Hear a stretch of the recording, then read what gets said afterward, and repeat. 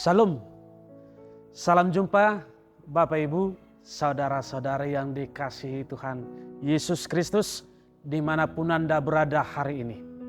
Sebelum kita memulai aktivitas kita hari ini, mari kita awali dengan firman Tuhan yang menolong dan menguatkan kita. Kita berdoa. Kasih karunia dan damai sejahtera dari Allah Bapa dan dari anaknya Tuhan Yesus Kristus yang menyertai hati dan pikiranmu. Amin. Firman Tuhan yang menjadi renungan bagi kita hari ini Selasa 6 Juni 2023 adalah yang tertulis pada kitab Lukas 6 ayat 49, demikian firman Tuhan. Akan tetapi barang siapa mendengar perkataanku tetapi tidak melakukannya, ia sama dengan seorang yang mendirikan rumah di atas tanah tanpa dasar.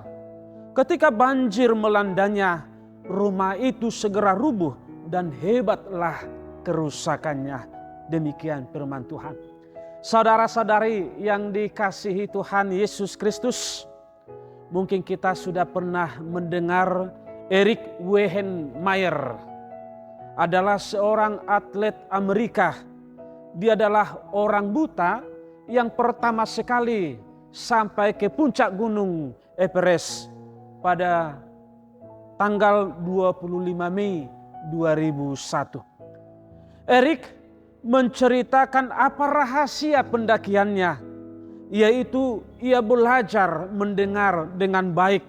Kemudian apa yang ia dengar dan itulah yang ia lakukan dengan baik juga.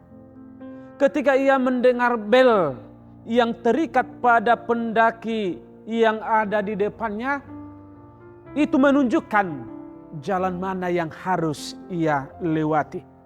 Kemudian ketika ia mendengar teman pendakinya berseru, "Awas, 2 langkah ke kanan itu jurang," maka ia tahu akan untuk berhati-hati. Firman Tuhan hari ini, Yesus menggunakan perumpamaan tentang seseorang yang membangun atau mendirikan rumahnya. Orang yang pertama kita lihat, dia menggali dalam-dalam dan meletakkan batu sebagai dasarnya.